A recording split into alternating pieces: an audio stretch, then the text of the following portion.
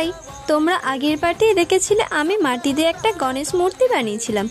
তো চলো আমার গনু দাদাকে রং দিয়ে রাঙিয়ে দিই। আমি প্রথমেই হোয়াইট কালার দিয়ে প্রাইমার করে নিয়েছিলাম। জানো তো, আমি ভেবেছিলাম গণেশ পুজোর জন্য কিছু করব, কিন্তু আমি যে সদ্য একটা গনু দাদার মূর্তি বানিয়ে ফেলবো সেটা কোনোদিনই ভাবিনি। আর আমার এই মূর্তিটা বানানোই হতো না, কারণ আমি মাটিই পাচ্ছিলাম না। আর মাটি তৈরি করব, প্রতিদিনই তো বৃষ্টি হচ্ছে, তাই মাটিও বানানো হচ্ছিল না। শেষমেশ বাড়ির পাশ থেকে মাটি নিয়ে নুড়িগুলো বেছে আমি মূর্তিটা বানিয়েছিলাম। পুরো একদিন টাইম লেগেছে আমার এই মূর্তিটা বানাতে। এই প্রথমবার আমি মাটি দিয়ে কোনো ঠাকুরের মূর্তি বানাচ্ছি, তো অনেক ভুল হয়েছে, তার জন্য আমায় ক্ষমা করে দেবেন। জানো তো, আর একটা ভুল আমি না জানতেই করে ফেলেছি। গনু দাদাকে তো বানিয়ে ফেলেছি, কিন্তু মূষক মহারাজকে তো বানানো হয়নি। সেই জন্য বোধহয় গনু দাদা আমার ওপর বিশাল রেগে আছে। যাই হোক, ভালো লাগলে সবাই কমেন্টে একবার গণপতি বাপ্পা মৌরিয়া লিখে যাবেন।